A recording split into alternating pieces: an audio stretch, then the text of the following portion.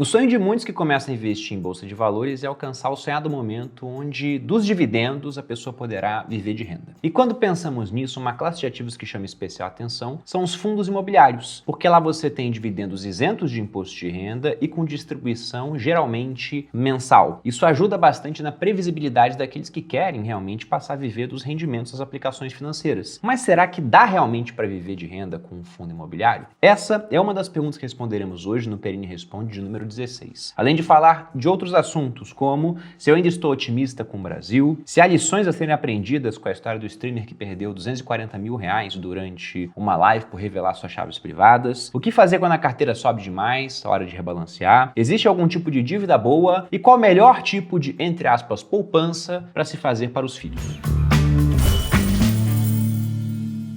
E aí pessoal do Você Mais Rico, quem fala aqui é Bruno Perini, criador do canal, e antes de entrar no assunto do vídeo e iniciar mais um Perini Responde, número 16, eu quero lembrá-los para primeiro se inscrever aqui no canal, deixar o seu like para apoiar o nosso crescimento, e aqueles que estão interessados em aprender mais, guiados por mim e pela minha equipe, eu lembro também que eu tenho meu treinamento Viver de Renda. Nesse momento estamos na 22ª turma e eu vou deixar um link aqui de uma lista de espera para a 23ª turma, que será ainda neste ano. Para quem quiser, o link está na descrição. Nossa missão lá é pegar até mesmo uma pessoa completamente leiga a respeito de finanças, investimentos, dinheiro e transformar essa pessoa numa investidora de verdade, capaz de montar uma carteira diversificada entre ativos, moedas e até países, investindo aqui e no exterior para proteger e aumentar o seu patrimônio ao longo do tempo até que um dia ela possa efetivamente viver de renda. E caso você tenha dúvidas durante o curso, eu tento ser muito didático nas minhas aulas, mas qualquer dúvida, basta perguntar que a equipe de suporte te responde num período de até 24 horas. É um grande diferencial que a gente tem no Viver de Renda. O pessoal entra lá geralmente porque gosta da minha pessoa e sai apaixonado pela equipe de suporte. E se tem dúvida, pergunte a um aluno. Para quem quiser, link na descrição. Começando agora com a pergunta do Sérgio. Ele me indaga: dá realmente para viver com a renda dos fundos imobiliários para o resto da vida, sem se preocupar com, abre aspas, surpresas, fecha aspas, econômicas? Bom, vamos começar pelo início, né? Você tem muitas vantagens em investir em imóveis via fundos imobiliários em comparação com investimento tradicional. Primeiro que geralmente um imóvel é muito caro, tanto que várias pessoas fazem um investimento em imóveis alavancado, ou seja, pegam um dinheiro emprestado via um financiamento para investir todo o patrimônio que elas têm e até mais, porque pegaram dinheiro emprestado, em um único imóvel, se for colocar para alugar, estando sujeito a um único inquilino, e às vezes esse imóvel ele pode não valorizar tanto assim, pode ter um problema estrutural. Então eu interpreto que é correr risco demais. Com um fundo imobiliário você consegue, de maneira muito prática, através de um investimento inicial baixo, com algumas dezenas de reais você já compra uma cota de fundo imobiliário, diversificar entre vários imóveis, inclusive em nichos que a pessoa física não teria fácil acesso se não fosse fundo imobiliário. Afinal de contas, quem você conhece que é dono de um shopping, ou de hotéis, ou que está emprestando dinheiro para agronegócio, os fiagros, ou emprestando dinheiro para o segmento imobiliário, os FIIs de papel, ou tem um escritório na Faria Lima, um prédio inteiro, alguns andares, ou em outras localizações nobres de São Paulo e outras cidades importantes aqui no Brasil, ou ainda possui galpões logísticos alugados para a Amazon e outras grandes empresas. Então tudo isso você consegue via fundo imobiliário. Além do ponto de que você vai ter muita liquidez nesse investimento, bem diferente do investimento tradicional em imóveis, você conta com uma equipe de especialistas para gerenciar os fundos e, além disso, você ainda tem um outro ponto muito importante, que é a questão do benefício fiscal. Então veja que eu coloquei 7 vantagens aqui para vocês. E agora sobre viver de renda com ele. Você pode viver de renda de uma série de ativos, né? Inclusive pegando um imóvel para alugar. Só que lá você vai pagar um imposto de renda muito alto. No fundo imobiliário é diferente. Você tem ganhos de duas formas diferentes. Através da valorização da cota, ou seja, ganho de capital, você comprou por 100 e vende por 150 após um tempo. E nisso você vai ter incidência de imposto de renda de 20%, mas lembra que você pode usar compensação de prejuízo para pagar imposto zero. E você tem a parte dos dividendos isentos, que por legislação, o fundo imobiliário é obrigado a distribuir 95% do seu resultado no semestre. Ou seja, ele pode ficar sem distribuir e distribuir uma vez só. Mas a maioria, até porque o investidor de fundos imobiliários aprecia isso, distribui mensalmente, praticamente no mesmo dia. O que muda é dia 15. Aí dia 15 vai cair no fim de semana, vai mudar para o outro dia útil. Mas realmente funciona quase como um reloginho. Tanto que a porta de entrada para a renda variável, na minha opinião, é fundo imobiliário. É você entrar na piscina onde não dá pé, mas usando o boia de braço. A minha avó, por exemplo, eu introduzi nesse mundo da renda variável através de fundos imobiliários e está super satisfeita. E nesse caso, como é que você faria a conta para viver de renda? Bom, isso vai depender de duas variáveis para que você possa chegar no montante necessário. Uma delas é o yield que você vai ter sobre a sua carteira de fundos imobiliários. Lembrando que aqui no canal eu tenho lá o quadro Viver de FIIs. Se eu pego o yield da minha carteira para servir de exemplo, ele está em 0,89 nesse último mês. Aqui eu estou falando do yield on cost, né? Aquilo que eu ganho de dividendos comparado com o preço que eu paguei. E o outro ponto é o seu custo de vida. E aí digamos que ele seja de R$ 5.000 por mês. Para alguns vai parecer muito dinheiro, para outros, principalmente quem mora em cidades grandes, vai falar, cara, não dá para viver com isso. Mas é apenas um exemplo que você pode fazer a conta no proporcional. Caso você quisesse 5.000 mensais de dividendos com yield de 0,89, basta fazer a conta. Dividindo os 5.000 por 0,89%, bota mais 2 zeros, né? Divide isso por 100 para sair do percentual, e você vai chegar até o valor, como você pode ver na tela, de R$ 561.797,75. Poxa, Bruno, mas 5.000 é pouco no meu caso, tem que ser 10. Com esse mesmo yield, você chegaria a um valor próximo aí de R$ 1.124.000, arredondando. Ah, Bruno, mas se o meu yield cair ao longo do tempo, aí você mexe na variável. Se ele fosse, por exemplo, de 0,5%, ou você até coloca 0,5% porque o excedente que vem de dividendo você quer reinvestir. Aí, nesse caso, para ter um pagamento de R$ 5.000, você precisaria ter R$ 1 milhão investidos em fundos imobiliários. Se quiser 10%, com esse mesmo yield de 0,5, R$ 2 milhões investidos. E eu particularmente gosto desse raciocínio de você não viver com todo o rendimento que você ganha, você reinvestir uma parte. Ainda que, vamos lembrar que fundos imobiliários, no fundo, são imóveis, né? Tudo bem que tem os de papel, tem os fiagros que estão ligados à dívida, mas geralmente eles são imóveis. E imóveis, ao longo do tempo, vão ter o preço do seu metro quadrado reajustado por fatores como inflação. Se há muita demanda no local, né? Muita gente querendo construir lá e tem pouco terreno, inclusive com reajustes acima da inflação. E geralmente fundos imobiliários são imóveis muito bem localizados, pelo menos aqueles fundos melhores, né, que nós temos lá no IFIX, nosso índice de fundos imobiliários, de modo que, teoricamente, se você for ver na prática não foi o que aconteceu, mas em longo prazo é o que deve acontecer, teoricamente você teria a cota subindo ao longo do tempo pelo ajuste da inflação, de modo que no futuro você poderia vender com um ganho de capital, ainda que talvez não seja um baita ganho de capital se você descontar a inflação, e poderia viver dos rendimentos. Mas eu particularmente prefiro esse raciocínio de você continuar reinvestindo ao longo do tempo. Eu, por exemplo, não quero viver de renda baseado apenas em uma única classe de ativos. Eu acho que isso é uma estratégia meio frágil, porque entre as 7 vantagens que eu coloquei, a última delas, que é muito relevante, é o benefício fiscal de fundos imobiliários. E pode ser que esse benefício um dia acabe? Olha, sim. É fácil de acabar com ele? Não, não é, porque é uma indústria muito importante para o Brasil, a parte de construção civil, o segmento imobiliário gera muito emprego, há muito lobby por trás. Então não acho que é algo trivial. Mas se uma pessoa se preparou para viver apenas com base numa classe de ativos, ela pode ter uma surpresa, né? Como foi colocado inclusive na pergunta. Por isso eu sempre penso numa carteira diversificada entre ativos, moedas e países. E aí com o raciocínio de uma carteira, eu sempre faço a seguinte conta, que se eu conseguir um rendimento de IPCA mais 0,5%,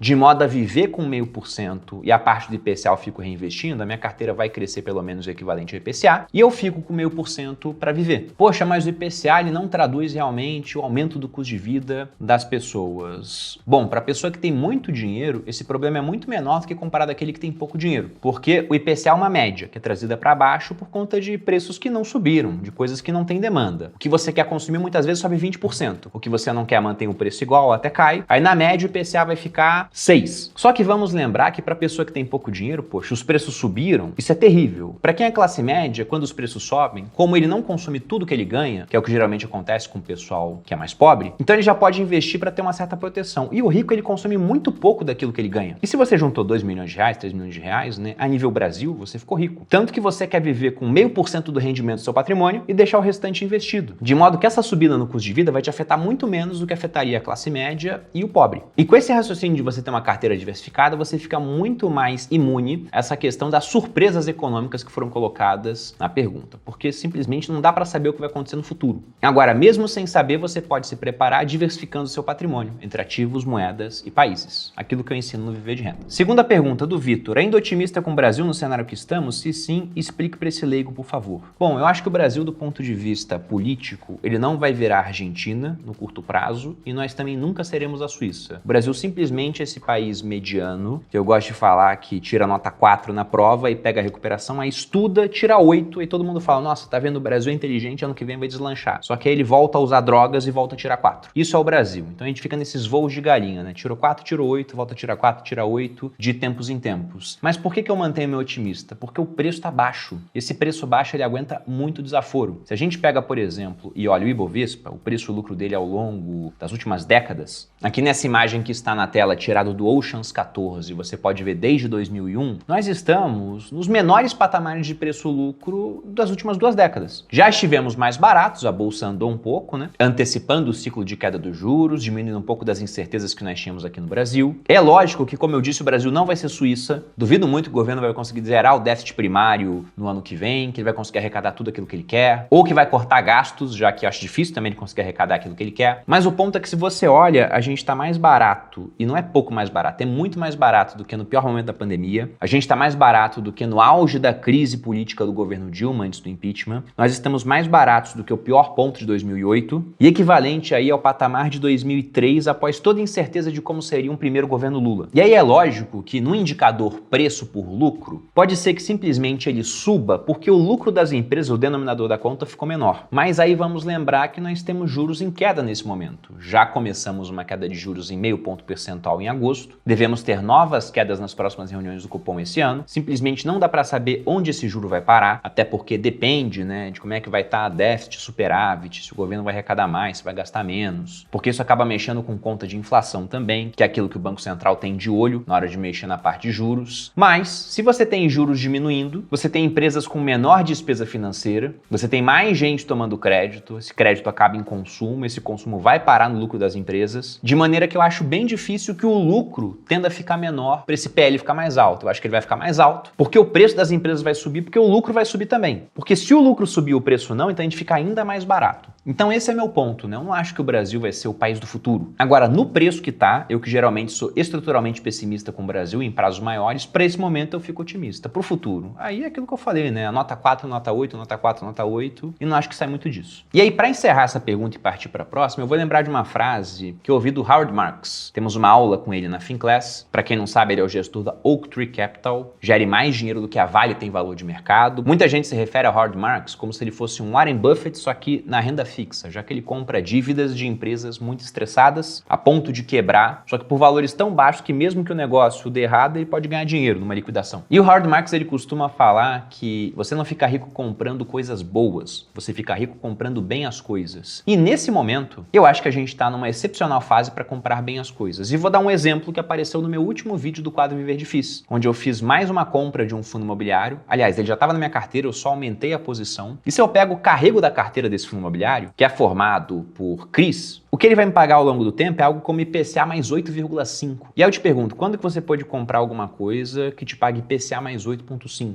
Se eu volto aí ao longo dos meus quase 17 anos como investidor, foram pouquíssimos episódios na história do Brasil onde essa chance apareceu. E é aquilo, né? O Sêneca já dizia no século I depois de Cristo, que sorte é o que acontece quando a oportunidade encontra o homem preparado. A oportunidade está aí, eu me preparei para ela, eu estou aproveitando. Então, você tem que decidir se você vai aproveitar ou se você vai deixar a oportunidade passar na sua frente. E há um ditado que eu aprendi no exército que dizia que oportunidade é um bicho cabeludo na frente e liso atrás. Ou você pega quando aparece, ou você deixa passar. Talvez quem me ensinou esse ditado não soubesse, mas há um deus grego chamado Kairos, que é um dos deuses temporais, é um dos deuses do tempo, só que ele é a divindade de um tempo específico, é o tempo oportuno. E a representação dele, eu vou colocar uma imagem aqui, é de um jovem com um penteado inusitado. Ele tem uma franja de cabelo na frente e ele é careca depois. Ou seja, quando o Kairos, o deus do tempo oportuno, aparece, ou você pega ele pela franja, ou você vai deixar ele passar. E eu, particularmente, estou aproveitando essa oportunidade para comprar bons ativos, não estou comprando nada muito alavancado, empresas em turnaround, por bons preços, que mesmo se o preço não subir, eu estou satisfeito porque eu estou ganhando de outra forma, por exemplo, via dividendos, um belo de um retorno. Pergunta 3, do LF Moreira. Toda carteira subindo demais, diversificada em setores perenes. Esperar baixar para aportar? Fazendo um link com a pergunta 2, a gente vê que nós não estamos com preço muito esticado se você olha em termos históricos. E vamos lembrar também que nós passamos por uma série de pregões seguidos, tivemos 13 seguidos de queda. Tudo bem que se você pega e computa toda essa queda, né, você vê que não foi algo tão relevante assim. Mas já foi um período onde, se você for olhar médias de preço, né, a média já foi caminhando um pouco mais para baixo, diminuiu aquela euforia que a gente estava pro início do ciclo de corte de juros. Nós tivemos um pouco de balde de água fria também com uma inflação que veio mais alta esse mês, com o déficit fiscal do governo também que está bem alto, um dos piores da história. Então eu acho que a gente está no momento de fazer mais aportes. Eu segurei durante essa alta, deixei de fazer fazer um aporte, se eu não me engano foi num dos vídeos do Viver de Ações, mas no Viver de FIIs agora eu já fiz, no próximo Viver de Ações eu vou fazer também, eu não acho que devia segurar não. Eu tô aproveitando para comprar aquilo que ficou para trás na minha carteira, sem fugir muito daquilo que eu tenho em termos de balanceamento, né? Porque se algo subiu demais, talvez eu seja obrigado a vender, ou eu posso tentar rebalancear através de novas compras daquilo que ficou para trás, sendo que eu vou comprar aquilo que ficou para trás, mas ainda mantém fundamento. Se não tiver fundamento, eu simplesmente vendo e vou para outra. Pergunta 4 do Ivo L. Moraes. Existem dívidas boas? Se sim, quais? Olha, eu sou meio intolerante com dívidas no geral, porque quem tem dívidas precisa que as coisas deem certo. Mas há exceções a essa regra. E aqui eu falo de pessoa física, tá? Pessoa jurídica também é outra história, dependendo do regime que você tenha na hora de pagar tributos, né? Se é uma empresa do lucro real, aí a coisa vai mudar de figura. Mas pegando a pessoa física, você pode fazer dívidas boas quando você consegue se endividar, entre aspas, de graça. Exemplo, pessoal que lá atrás fez o FIES. É o caso até do Kaique, o chefe do time de edição aqui do Grupo Primo. Ele fez FIES lá atrás, uma vez eu perguntei para ele o quanto era o custo da dívida, e ele falou que era algo como 5% ao ano, talvez até mais baixo do que isso, eu não vou lembrar realmente, mas o que me chamou a atenção é que era um custo que ele, no geral, é mais baixo do que a inflação que nós temos no Brasil. Nesse nível de juros, eu mesmo pegaria todo o dinheiro que eu pudesse emprestado. Porque veja, que eu tô pegando R$100 emprestado para no final do ano dever 105. Mas no final do ano, para você comprar a mesma coisa que você comprava em janeiro com R$100, você precisa de 106. Isso pelo IPCA, né? Aí nessa hora muita gente vai lembrar, não, mas o IPCA é uma média puxada para baixo, talvez eu precise de 120. De modo que se endividar por esse custo tão baixo é bem interessante. E se o custo começa a aumentar, a dívida fica menos atrativa. Mas, via de regra, se você ainda consegue, e aí você tem que pensar em retorno de aplicações, entre aspas, né? Porque não é livre de risco, mas com menos risco. Como, por exemplo, aplicações de renda fixa, que tem um bom risco de crédito, você colocar um dinheiro em Tesouro Selic, por exemplo. E se você tem, nesse dinheiro que está no Tesouro Selic, mais retorno do que o custo da sua dívida, também valeria a pena você assumir essa dívida. Vou dar um exemplo de um imóvel que você queira comprar agora. E aí você tem o dinheiro para pagar à vista pelo imóvel. Esse dinheiro está rendendo lá no Tesouro Selic 13,25% no momento, com tendência de queda, mas no momento rende isso. E o custo do financiamento vai ficar em 10% ao ano. Poxa, para que você vai tirar o dinheiro de uma aplicação que te dá 13,25% para pagar um imóvel, sendo que você pode financiar esse imóvel por um custo de 10% ao ano? O mais interessante é, faça o financiamento, vá pagando ele aos poucos, enquanto o custo dele está em 10% e seu retorno está em 13%. À medida que a Selic vai baixando e seu retorno fica menor, até uma hora que ele fica muito próximo da dívida, até tá pagando mais, mas vai ter imposto de renda sobre o seu ganho de capital, aí você faz o quê? Você vai e desfaz a sua aplicação e quita o financiamento o mais rápido possível, pagando lá desde as últimas para ter o desconto de juros. Então, nesse caso, o endividamento ele acaba sendo uma opção interessante. Só que eu falo isso com muitas aspas, porque parte das pessoas que estão aqui vão ouvir apenas endividamento interessante, não vão fazer conta nenhuma e vão ficar se endividando, metendo os pés pelas mãos, comprando mais do que podem, porque não tem esse dinheiro investido. Então, eu digo isso mais para aqueles que são educados financeiramente. Para quem não é, às vezes o melhor é simplesmente ser intolerante com dívidas. Sobretudo aquelas que têm juros muito altos, o que é quase todas as dívidas, né? Aqui eu dei exemplo de financiamento e de FIES, que são aquelas que costumam escapar disso. Pergunta 5, o Eduardo mandou aqui. Qual é a melhor poupança para fazer para filho recém-nascido? E a Mila tinha mandado uma pergunta na mesma vibe, né? Qual é a melhor forma de fazer um fundo de reserva para minha filha que hoje tem 5 anos? Bom, como diz o Nassim Taleb, né? Facta não verbo, ou seja, ações e não palavras. O que eu pretendo fazer para os meus filhos? Uma previdência privada. Mas eu não vou fazer a previdência no nome dos filhos, vou fazer no meu nome e vou colocar eles como beneficiários. E por que eu pretendo fazer isso? Porque vamos supor que essa criança com 18 eu queira dar um dinheiro para ela. A previdência que eu fiz para ela, por exemplo, que está no nome dela. Com 18, eu não tenho que querer mais nada, né? Se está no nome dela, passa a ser dela. Ela pode acessar os recursos quando ela quiser. Mas com 18 anos, o jovem, ele não tem muita ideia do que vai fazer da vida. E quase sempre ele vai fazer besteira, né? Você pega inúmeras histórias, até na Bíblia, lá, por exemplo, do filho pródigo. E prodigalidade é isso, né? Querer gastar pra caramba, que recebe uma herança adiantada e dilapida o seu patrimônio. Aí depois que ele faz isso, ele aprende com essa própria experiência, mas eu acho que ele poderia ter gastado menos dinheiro para ter o aprendizado. De modo que o que eu pretendo fazer, esse dinheiro é do meu filho, da minha filha no futuro. Posso dar uma parte, por exemplo, para ele pagar uma faculdade, um curso de especialização, iniciar um pequeno negócio, mas o grosso dele eu daria só depois. Se você volta para a Grécia Antiga, a maioridade em Esparta era com 30 anos. Em Atenas, se eu não me engano, era na casa dos 18. Eu acho que nesse ponto os espartanos foram mais sábios do que os atenienses em termos de sabedoria acumulada pelo homem. Com 30 você já tá muito mais maduro. Você já fez um monte de besteira na sua vida, viu que dá certo, viu que dá errado, e tem muito mais condições de gerir um patrimônio maior em comparação a alguém com 18. Então o que eu pretendo é, faça essa previdência, vou aportando ao longo do tempo, depois de um tempo eu posso parar de aportar, ela fica só acumulando em termos de rendimento. Com 18 posso retirar alguma coisa e dar para o meu filho. O limite, por exemplo, de doação isento de imposto aqui no Brasil varia de estado para estado. E aí com 30 ele vai receber esse dinheiro acumulado. Sendo que se eu vier a falecer no meio do caminho, logicamente não está nos meus planos, né? Mas somos mortais, imprevistos acontecem, aquilo vai para quem é de direito, para os beneficiários, sem passar por inventário, dependendo isento de TCMD, e sem passar por discussões, desde que não seja todo o meu patrimônio, né? Vamos lembrar que na legislação nacional nós temos lá a parte legítima, que vai seguir os ditames da lei, e a parte disponível, que eu posso escolher dispor da maneira que eu quiser. Se eu quiser deixar uma pessoa que não é da minha família, eu posso, só não pode passar de 50% do meu patrimônio. Então, na Previdência, eu poderia colocar uma parte que iria direto para o meu herdeiro, ou para os meus herdeiros, dividido da maneira como eu quisesse, antes que o restante siga a disposição legal. E aí, vantagens de uma Previdência, porque é lógico que você pode fazer uma carteira diversificada também, com vários ativos de longo prazo, para o seu filho. Mas, no longo prazo, se a gente pega em termos tributários, poucas coisas são tão eficientes quanto uma Previdência privada. Porque se você monta uma carteira onde você tem vencimento de CDBs, de renda fixa, de títulos públicos, conforme vai vencendo, vai pagando imposto automaticamente, de no mínimo 15%. Se você pega e investe em fundos, porque você já tem o trabalho de fazer a sua carteira, ainda quer fazer para outra pessoa, então fala, vou terceirizar essa parte. E coloca em fundos, mas você não quer correr muito risco naqueles fundos mais voláteis de ação e pega um multimercado. Lá você vai ter a cobrança do Come Cotas, que semestralmente, sempre no final de maio e novembro, vão incidir pegando no mínimo 15% do resultado positivo que você teve no período. De modo que, nessa conta do 0 até os 30 anos que eu coloquei para o meu filho, teríamos a cobrança de imposto 60 vezes. Numa previdência privada com a mesma carteira desse fundo multimercado, eu não teria cobrança de imposto em nenhum momento, a não ser nas horas que eu fosse retirar algum dinheiro. Sendo que, pegando uma tabela regressiva de imposto de renda, após 10 anos do aporte, o imposto chega no mínimo de 10%, e nada paga tão pouco imposto, exceto aquilo que é isento, mas tirando os isentos, nada paga tão pouco imposto. Já falei da vantagem sucessória, caso alguma coisa aconteça no meio do caminho, e em alguns raros casos, pode valer a pena você fazer uma tabela progressiva também, porque você pode discordar de mim e falar, não, meu filho vai ser muito responsável, eu quero dar o dinheiro para ele quando ele tiver 18 anos. Você, por exemplo, pode colocar numa previdência privada, com 18 passa a ser dele, você fez o nome dele, nesse caso, e aí você colocou a tabela de imposto de renda progressiva e se ele tirar até o limite da isenção, que hoje é de R$ 2.112 por mês, ele paga zero imposto sobre os ganhos que ele está tendo na previdência privada dele, desde que ele não tenha outra fonte de renda, né? Essa é a parte meio tricky, né? Meio armadilhada dessa questão da tabela progressiva de imposto, porque se você ganha 2.112 da previdência, não pagaria nada. Ganha mais 2.112 do trabalho, isolado isso não pagaria nada. Tem mais um imóvel alugado que te dá 2.112, isolado também não paga nada. Se você junta tudo, dá mais de R$6.000, você paga 27,5% de imposto em tudo. Por isso que eu geralmente fico com a tabela regressiva de imposto. Minhas 4 previdências têm tabela regressiva. E para quem quer mais informações de previdência, tem uma playlist aqui no canal falando só sobre esse assunto. E o último ponto aqui, o Lucas pediu para comentar. Você viu a notícia do streamer que perdeu 240 mil em cripto ao vivo porque deixou vazar as chaves da wallet? E eu vi a repercussão que isso deu. Para quem não acompanhou, eu não conhecia esse